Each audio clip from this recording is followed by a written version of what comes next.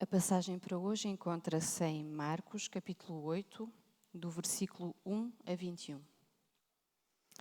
Naqueles dias, quando outra vez se reuniu grande multidão, e não tendo eles o que comer, chamou Jesus os discípulos e lhes disse: Tenho compaixão desta gente, porque há 3 dias que permanecem comigo e não têm o que comer. Se eu os despedir para as suas casas em jejum, desfalecerão pelo caminho, e alguns deles vieram de longe. Mas os seus discípulos lhe responderam: De onde poderá alguém fartá-los de pão neste deserto? E Jesus lhes respondeu: Quantos pães tendes? Responderam eles: 7. Ordenou ao povo que se assentasse no chão e, tomando os 7 pães, partiu-os após ter dado graças e os deu a seus discípulos para que estes os distribuíssem repartindo entre o povo. Tinham também alguns peixinhos e, abençoando-os, mandou-os que estes igualmente fossem distribuídos. Comeram e se fartaram. E dos pedaços restantes recolheram estes 7 cestos. Eram cerca de 4.000 homens. Então Jesus os despediu. Logo a seguir, tendo embarcado juntamente com seus discípulos, partiu para as regiões de Dalmanuta. E saindo os fariseus, puseram-se a discutir com ele e, tentando-o, pediram-lhe um sinal do céu. Jesus, porém, arrancou do íntimo do seu espírito um gemido e disse: Por que pede esta geração um sinal? Em verdade, vos digo que esta geração não se lhe dará sinal algum. E deixando-os, tornou a embarcar e foi para o outro lado. Ora, aconteceu que eles se esqueceram de levar pães e no barco não tinham consigo senão um só. Preveniu-os Jesus dizendo: Vede, guardai-vos do fermento dos fariseus e do fermento de Herodes. E eles discorriam entre si: É que não temos pão. Jesus, percebendo-o, lhes perguntou: Por que discorreis sobre o não terdes pão? Ainda não considerastes nem compreendestes? Tendes o coração endurecido? Tendo olhos não vedes? E tendo ouvidos não ouvis? Não vos lembrais de quando partiu os 5 pães para os 5.000? Quantos cestos cheios de pedaços recolhestes? Responderam eles: 12. E de quando partiu os 7 pães para os 4.000, quantos cestos cheios de pedaços recolhestes? Responderam: 7. Ao que lhes disse Jesus: Não compreendeis ainda?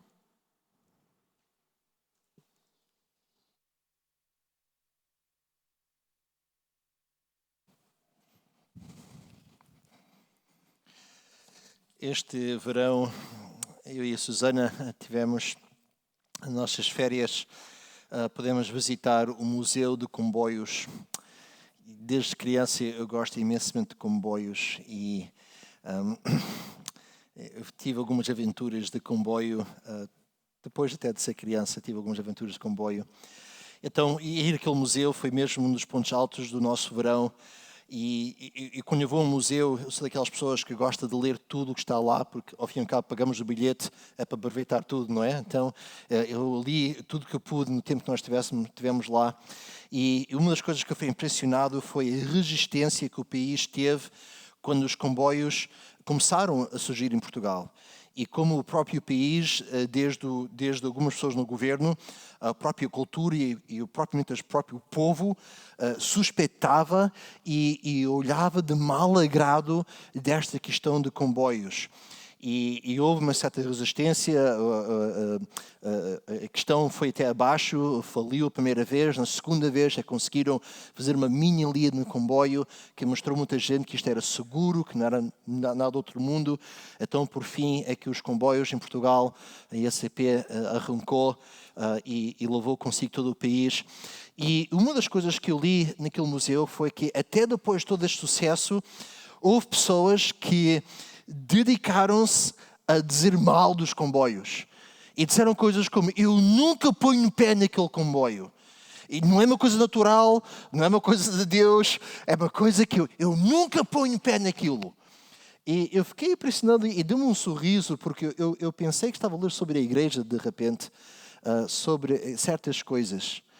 É incrível como as nossas perspectivas resistem qualquer tipo de mudança.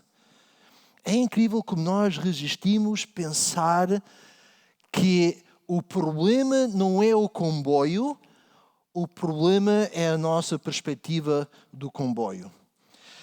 E não sei se repararam que Marcos põe esta história em capítulo 8, mesmo muito perto de outra história muito semelhante em capítulo 6.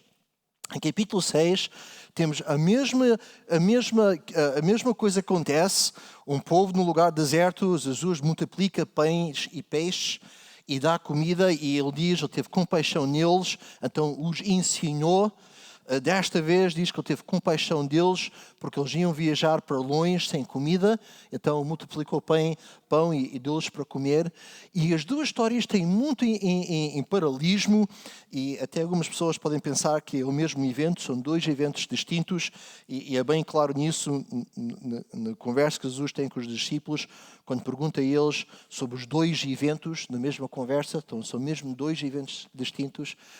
Mas Marcos escreve este evento de uma forma diferente, em que, colado a multiplicações do peixe, desta vez, há dois grupos de pessoas que conversam sobre este evento. Então, em capítulo 6, quando Jesus fez isso, Marcos mostrou para aquelas razões que nós falamos quando nós estudamos capítulo 6. Mas agora, nesta multiplicação de pães, ele conta também que Deus faz este milagre, mas agora ele conta também, registra também conversas com dois grupos de pessoas que têm a ver com isto. O primeiro eram os fariseus, os nossos amigos no Novo Testamento que sempre estavam em turra com Jesus.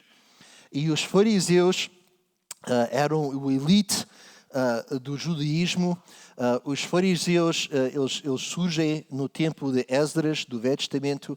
Então, se lembrem comigo a história bíblica, o povo de Israel, por não ser obediente a Deus, por revoltarem-se contra Deus em grande parte, Deus os leva para a Síria, para a Babilônia, como escravos.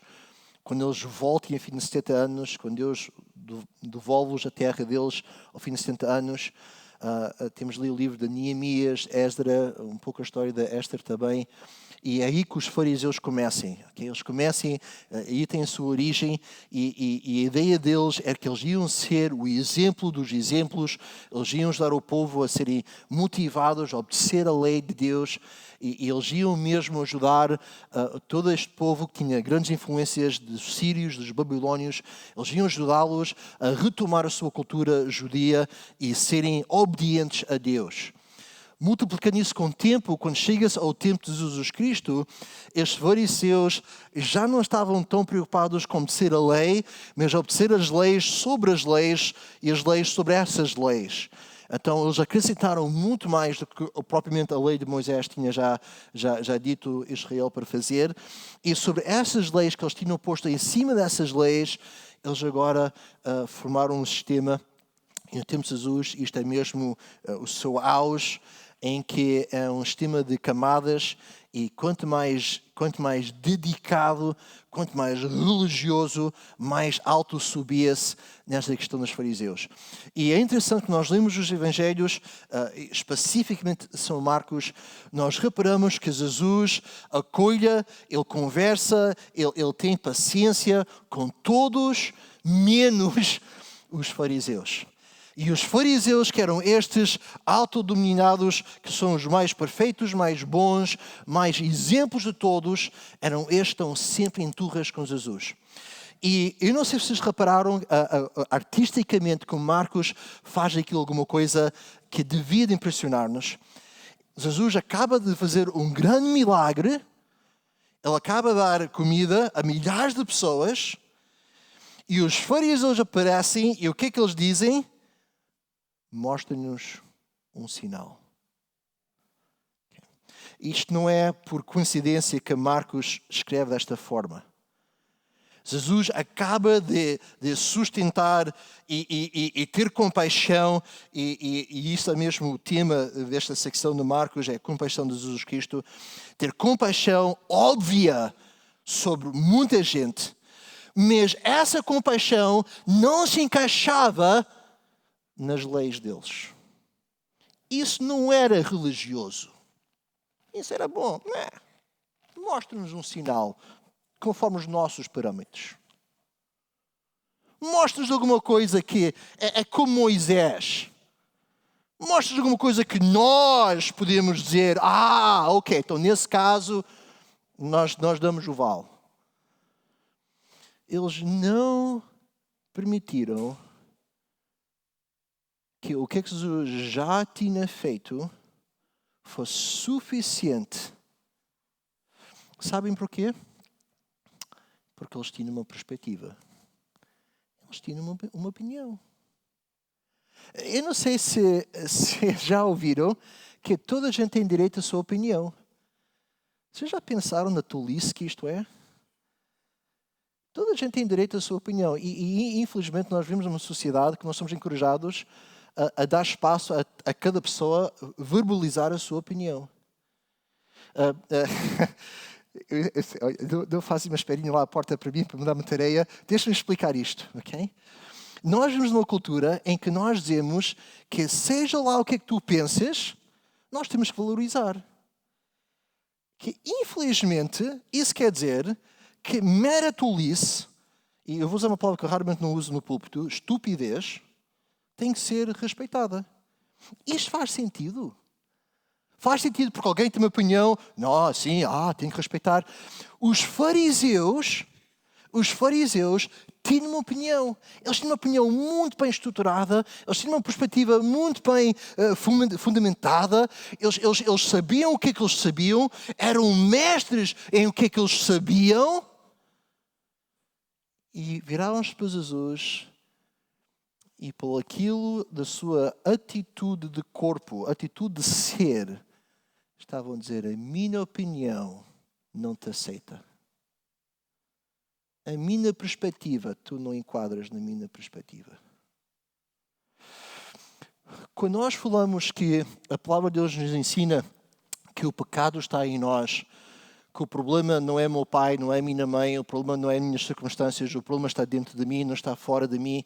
Quando a palavra de Deus foca que o que é a contaminação do homem, eu tenho uma dificuldade em dizer essa palavra, o que é que contamina, uma forma mais fácil, o que é que contamina o homem não é o que é que sai da fora para dentro, mas o que está dentro para fora, que o problema é o eu, é o ego. Quando a palavra de Deus diz que o problema não é isso, é nós, parte do que a palavra de Deus está a dizer é que o teu problema, o meu problema, é que nós estamos convencidos que a minha opinião está sempre certo. Que a minha perspectiva tem muitos anos de cultivo. Que eu sei como vou dirigir o meu próprio nariz.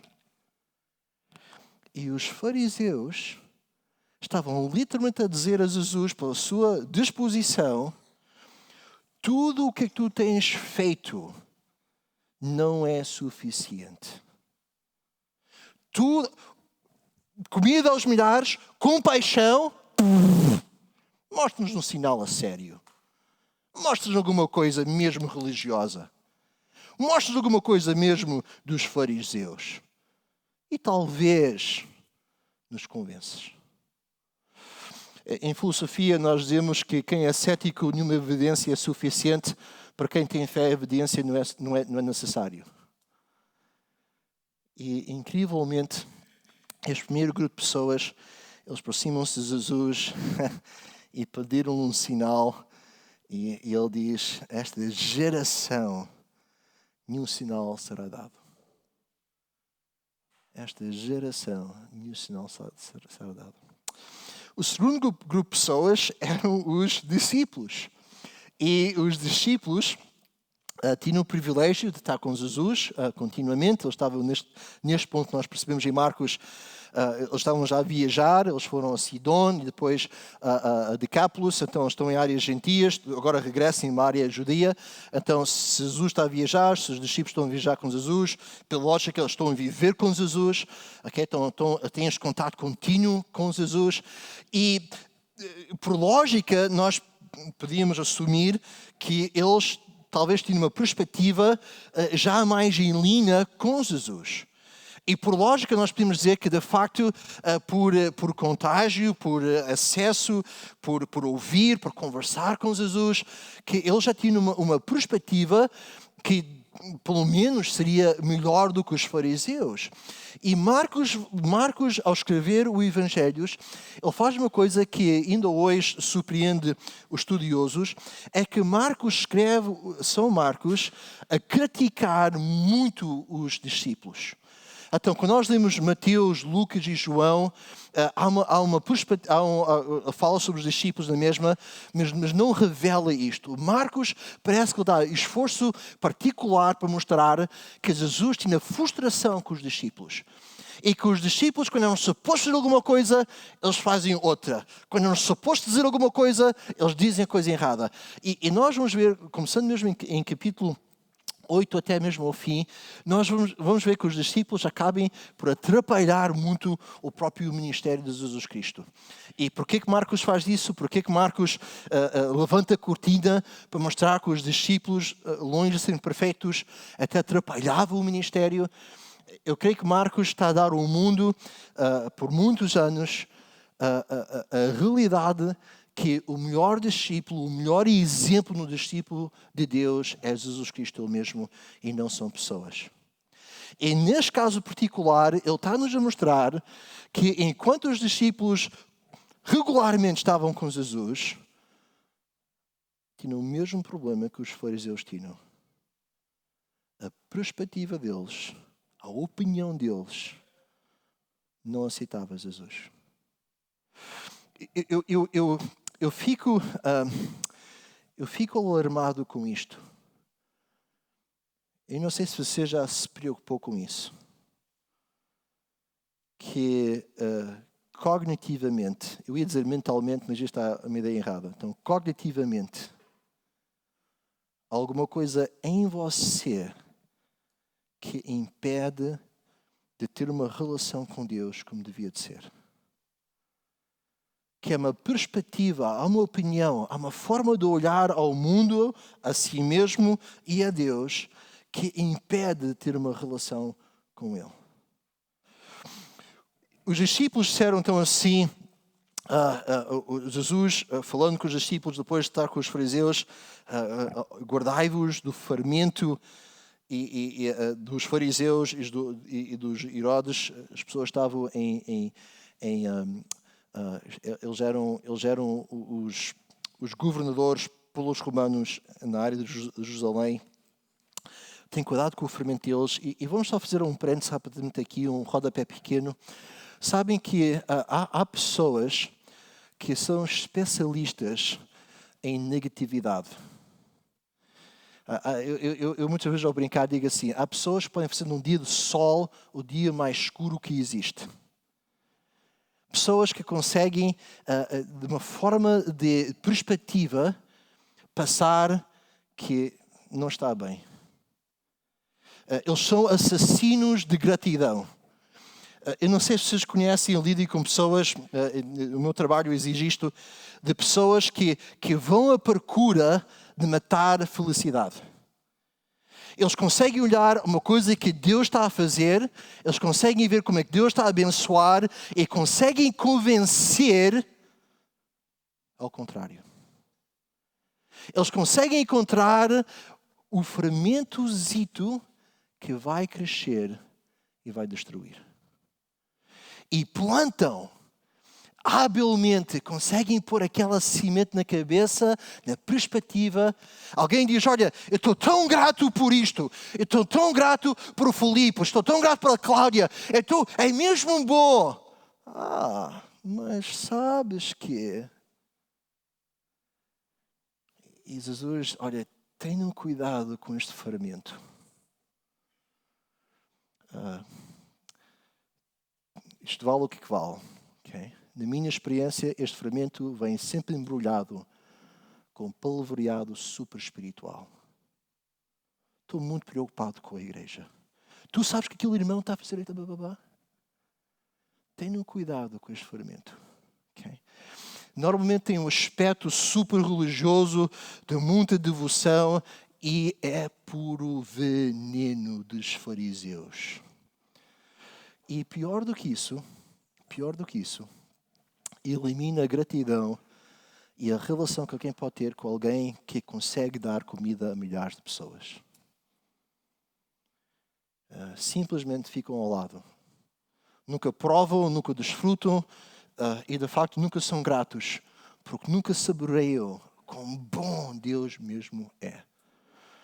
Quando Jesus diz isso, os discípulos, falando entre si, e Marcos faz isso várias vezes, Marcos nos mostra o que era a conversa entre os discípulos, e eu gostava imenso de ser uma mosca e ouvir alguma destas conversas entre eles. E eles dizem assim, olha, é porque nós esquecemos de pão.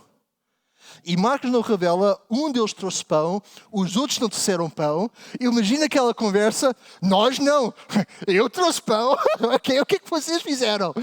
E eles pensaram, olha, Jesus está a dizer isso, ele está-nos a falar de nós, ele está a criticar-nos, porque nós esquecemos de ser pão para nós e para esta gente toda.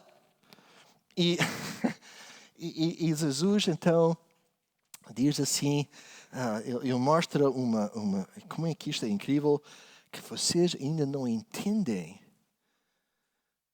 Quantas pessoas com poucos pães é que eu dei para comer da última vez? Quantas pessoas com pouco pão eu dei para comer desta vez? E vocês pensem que isto é sobre isto? O segundo grupo de pessoas, o primeiro são estes fariseus, o segundo grupo de pessoas são pessoas que estão com Cristo, são pessoas que são cristãs, são pessoas que vêm à igreja, mas é sempre sobre qualquer coisa e nunca sobre Jesus. É sempre sobre qualquer questão, mas nunca sobre Jesus. Jesus estava aqui a dizer a eles, como é que vocês ainda não compreendem que isto não é sobre pão?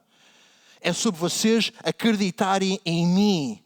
É sobre vocês confiarem em mim. Isto não tem a ver se vocês esqueceram-se de pão, se foram bonzinhos, se não foram bonzinhos. Isto tem a ver com a vossa perspectiva, a vossa opinião sobre mim, Jesus Cristo.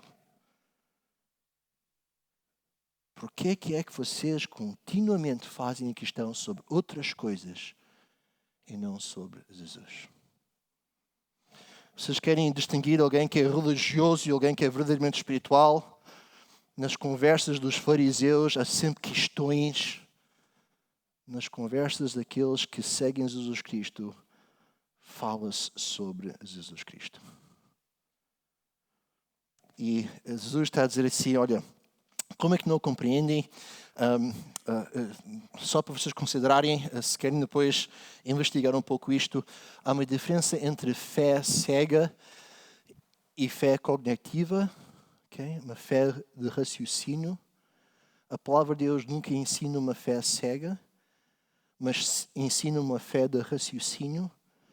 Então, há algumas coisas que nós não compreendemos, há algumas coisas que são para além da nossa compreensão, e Deus nos diz, olha, confia em mim nisto. Mas nós temos um Deus que deu o trabalho de escrever 66 livros para nós compreendermos quem Ele é. E temos um Deus que deseja que nós usamos nossa compreensão para perceber quem Ele é, porque nós podemos orar com inteligência, porque nós podemos andar compreendendo os seus preceitos e os seus caminhos.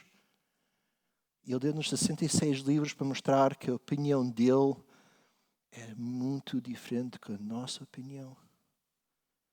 Que a perspectiva dele é diferente da nossa perspectiva. E Jesus diz assim a eles, olha, como é que ainda não entendes estas coisas? Marcos tem o cuidado, e nós vamos ver isso, que Jesus teve o cuidado com eles de dizer que ele ia ser morto e ele ia ressuscitar. Agora, eu confesso, se alguém me dissesse isso, eu também não compreendia. Eu confesso, se um de vocês dissesse, olha, David, eu vou morrer, mas depois ressuscitar, não te preocupas com nada, eu preocupava-me consigo, ok? Algo aí não é compreensível. Então aí o necessário de usar fé. E Marcos aqui, de uma forma muito hábil, apresenta-nos esta questão. que parte do problema que está em nós é aquilo que nós mais valorizamos. Nós achamos que nós achamos. Quando nós dizemos que nós temos de ter fé em Deus, percebido com essa frase é que nós temos de ter fé na Escritura de Deus. Do que é que Deus disse, é isso que Ele entendeu para nós, é isso que Ele quis transmitir. Quando nós dizemos que tenho fé em Deus, também é dizer que eu acredito o que é que Ele diz sobre o que é que Ele diz. E deixe-me dar-vos só 2 exemplos rapidamente. Deus diz que o teu coração produz pecado. Pode ser a vozinha mais querida do mundo, ou pode ser Adolf Hitler. O coração do ser humano produz pecado. E pecado é aquilo que é errado. É errado na vista de Deus, é errado ponto final. E que o nosso coração, agora, não é a nossa sociedade que nos faz fazer isto, não é o nosso ambiente, ainda que há muitos estímulos. Jesus Cristo insiste que isto vem de dentro de nós para fora e que dentro de ti, aquela parte que nós chamamos o eu, é disfuncional. E o nosso mundo nos ensina o contrário. O nosso mundo diz que o que é que está mal e a razão por qual tu sentes mal está sempre para além de ti. A segunda coisa que Deus diz na sua palavra e que diz para nós termos fé é que não há ninguém que vos ama como Jesus vos ama. Ele não diz que vocês são tão bons, estão tão cheios de coisas bonitas e queridas, que toda a gente devia respeitar a vossa opinião. Eu não respeito a vossa opinião. Ao mesmo tempo, não há ninguém que nos ama, que vos ama, como Jesus vos ama. Peguem qualquer relação que vai desenvolvendo e vai produzindo tempo e até nas situações mais românticas do mundo, com o tempo, é preciso um esforço para ser compatível com alguém. É preciso um esforço para que as coisas funcionem nas melhores das relações românticas. E pensem que Deus conhece-nos perfeitamente bem. Ele ainda assim nos ama. Ele nos ama tanto que Ele não quer que nós afirmamos o nosso pecado. Ele nos ama tanto que Ele não quer que nós ficamos como nós somos. Ele quer nos aperfeiçoar, melhorar. A palavra bíblica, santificar. Ele quer mudar a nossa vida. Ele quer mudar a vida de tal maneira que nós podemos dizer, eu antes fui assim, mas por causa de Jesus agora eu sou assim. O apóstolo Paulo dizia desta forma, já não sou eu que vivo, mas Cristo vive em mim. É como se ele ocupou tanto lugar que de facto ele controla, ele usa, ele faz como ele deseja. Eu não sei se já repararam que Deus nunca pediu a vossa opinião sobre qualquer coisa. Eu não sei se já repararam que Deus nunca vos consultou por qualquer assunto da vossa vida. Eu não sei se já repararam que a vossa opinião não entra na equação da obra de Deus. Muito pelo contrário, Ele nos pede, Ele nos chama para dizer, olha Deus, como é que é? Como é que devia pensar sobre isto? Como é que devia sentir sobre este assunto? E como é que devia pensar sobre ti? Qual é o lugar que tu devias ter no meu coração, nos meus pensamentos? Quando eu fiz esta viagem ali ao museu de comboios, uma das coisas mais fascinantes foi os comboios mais velhos. E eles têm lá em exposição e pode subir sobre eles e entrar. Eu não sei se pode, mas faz. Mas pronto, ok. Pode estar lá com os comboios e é mesmo daqueles mais velhos, com aquelas peças, é mesmo intrigante. E depois, quando chega esta época mais moderna, tudo está tapado e os comboios não se vê motor, não se vê nada, só vê-se metal e vidro e é muito lindo, muito bonito e ainda gosto de andar de comboios modernos. Mas uma coisa que eu gostei dos velhos foi de ver todas aquelas partes e peças e todas aquelas coisas. E foi impressionante pensar que há 150 anos atrás isto era tão desenvolvido que eu não compreendo aquilo. E houve mentes, e houve engenheiros, e houve pessoas que há tanto tempo atrás já sabiam muito mais do que eu sobre comboios. Imaginam isso, hein? E que eles desenvolveram comboios e desenvolveram uma rede de comboios e o mundo hoje tem comboios e nunca pediram David Cerqueira a sua opinião sobre como o comboio devia de funcionar. Nunca consultaram como que isto devia de ser. Aquelas pecinhas estão todas lá e eu nunca disse nada sobre aquilo. E funciona de uma forma incrível. E nós dizemos, mas isso é o comboio. A minha vida é minha vida. Sabem? Você não conhece a sua vida como Deus conhece a sua vida. E há peças, e há partes, e há trilhos, e há caminhos, e há coisas sobre a vossa vida que você pensa que o vosso nariz pode dirigir e não pode fazê-lo. E precisa de confiar em Jesus. E para fazer isso você precisa de uma relação com Jesus. Então, como é que está a vossa relação com Jesus? Ele é o vosso Salvador? Ou é alguém que vocês sabem de? Senhor, muito obrigado por este tempo que nós temos à volta da Tua Palavra. Deus, protege-nos, salve-nos de nós mesmos. De estar tão colado, tão fixo nas nossas opiniões, nas nossas perspectivas, que nós não vemos, Tu és o melhor e o maior engenheiro de vidas. Deus, modifica os nossos pensamentos. Ajuda-nos a submeter ao que Tu estás a fazer. Para aqueles que não Te conhecem ainda, que Tu és a solução do pecado que sai dentro de nós, que eles podem vir-te a conhecer como Salvador. E Deus, eu peço e eu agradeço no bom nome do nosso Senhor e Salvador Jesus Cristo. Amém.